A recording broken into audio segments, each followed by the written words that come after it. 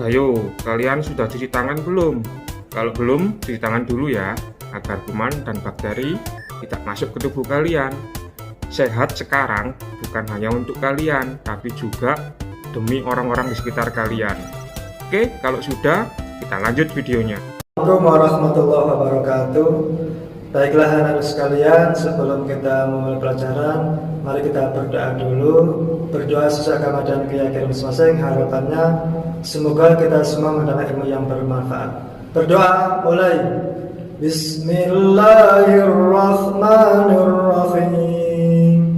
Raditu billahi rabban wa bil islami dinan wa bi Muhammadin sallallahu alaihi wasallam nabiyyan wa rasulan. Rabbi zidni ilma warzuqni fahma.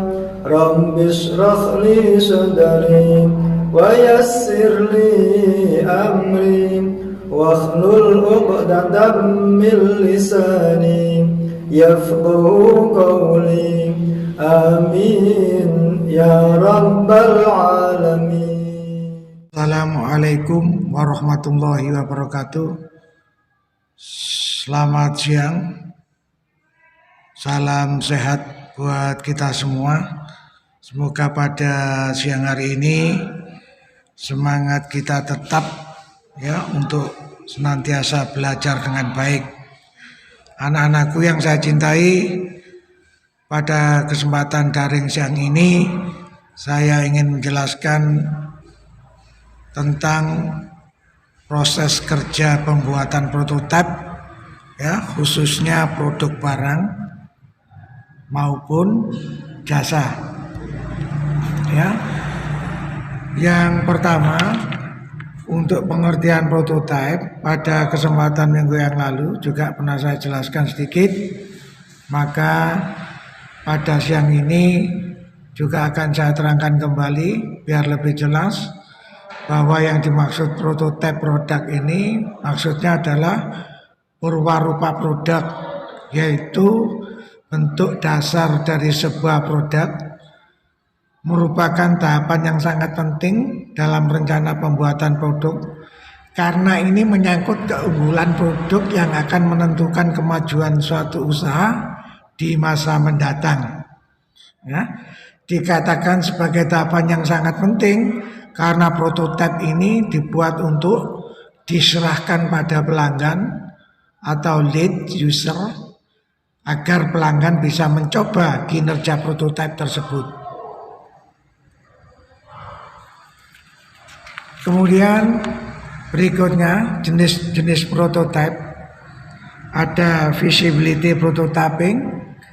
Ini digunakan untuk menguji kelayakan dari teknologi yang akan digunakan untuk sistem informasi yang akan disusun.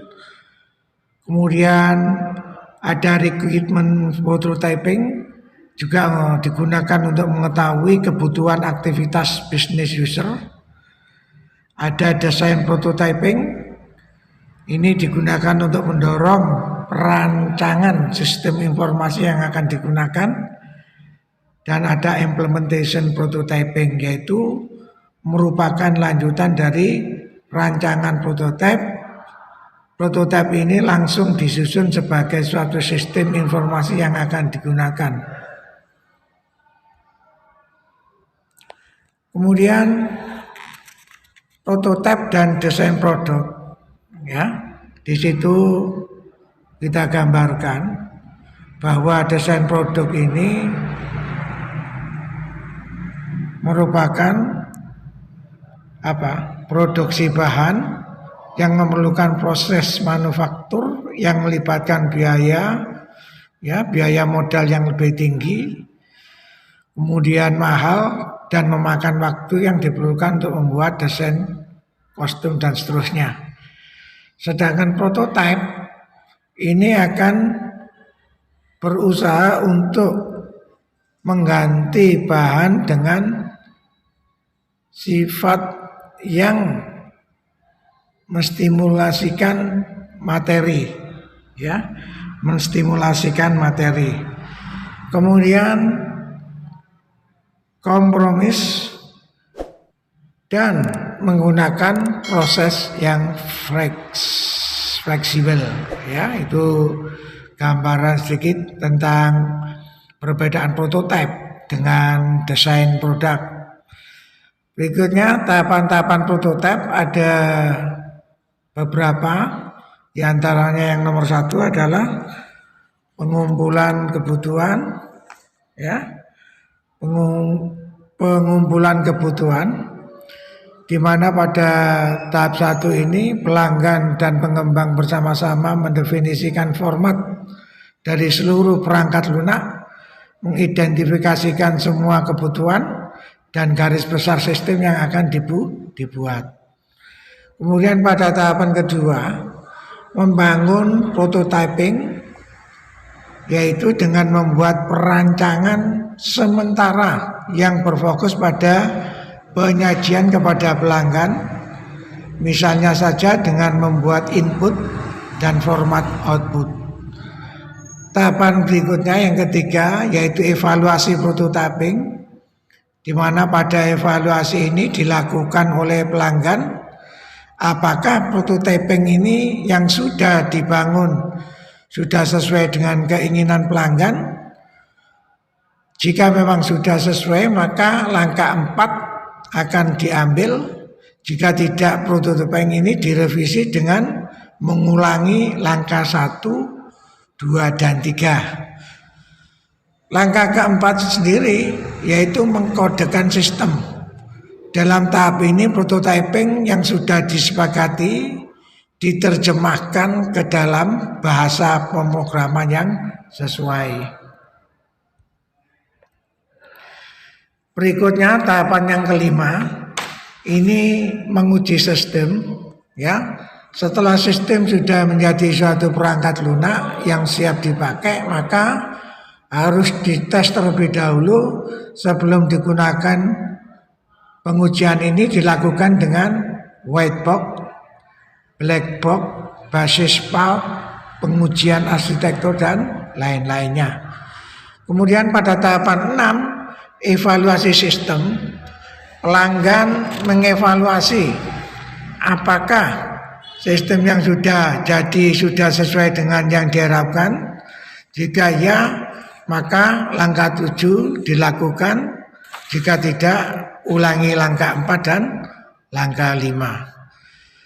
Yang ketujuh, yang terakhir pada tahapan prototipe ini adalah menggunakan sistem, yaitu perangkat lunak yang telah diuji dan diterima pelanggan dan siap untuk digunakan. Kemudian yang terakhir, ya, ada beberapa keunggulan, juga ada beberapa kelemahan-kelemahan prototipe. Ya, keunggulan yang pertama untuk prototipe ini adalah adanya komunikasi yang baik antara pengembang dan pelanggan. Ya, ini keunggulan daripada prototipe. Kemudian yang kedua, keunggulannya adalah pengembang dapat bekerja lebih baik dalam menentukan kebutuhan pelanggan. Ya. Yang ketiga, pelanggan berperan aktif dalam pengembangan sistem. Yang keempat, pelanggan bisa lebih menghemat waktu dalam pengembangan sistem. Dan yang terakhir, keunggulannya adalah penerapan menjadi lebih mudah karena mengetahui apa yang diharapkannya.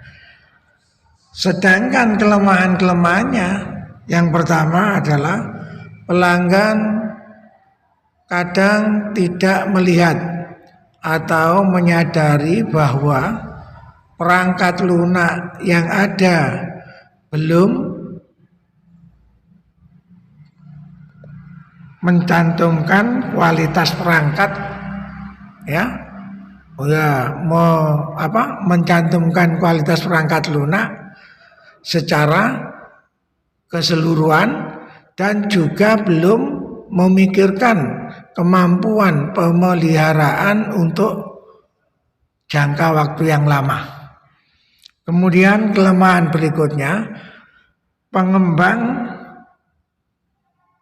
biasanya ingin cepat menyelesaikan proyek, sehingga menggunakan algoritma dan bahasa pemrograman yang sederhana untuk membuat prototyping ini lebih cepat selesai tanpa memikirkan lebih lanjut bahwa program tersebut merupakan cetak biru sistem. Yang terakhir, kelemahannya hubungan pelanggan dengan komputer yang disediakan mungkin tidak mencerminkan teknik perancangan yang baik. Ini keunggulan dan kelemahan daripada prototype. Sampai di sini anak-anakku sekalian, pembelajaran daring siang pada hari ini. Mudah-mudahan apa yang saya jelaskan tadi mudah dipahami oleh anak-anak. Silakan kalian belajar dengan sungguh-sungguh dan tetap semangat. Saya doakan semoga kalian semua tetap sehat, senantiasa mendapat lindungan Allah Subhanahu wa taala. Akhirnya saya akhiri keterangan saya pada pembelajaran daring siang hari ini. Terima kasih atas perhatiannya. Saya ucapkan akhiran billahi taufiq wal hidayah. Wassalamualaikum warahmatullahi wabarakatuh. Salam olahraga, salam sehat. Jangan lupa memakai masker setiap kali berkegiatan di luar rumah. Dan gunakan masker untuk menutupi hidung dan mulut kalian.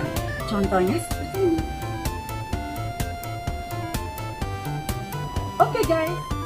Bagaimana dengan pembelajaran hari ini? Sukses selalu, tetap semangat. Jangan lupa jaga kesehatan, pakai masker, selalu cuci tangan, dan jangan lupa jangan keluyuran kemana-mana. Tetap di rumah saja, bantu orang tua. Jangan lupa ibadah.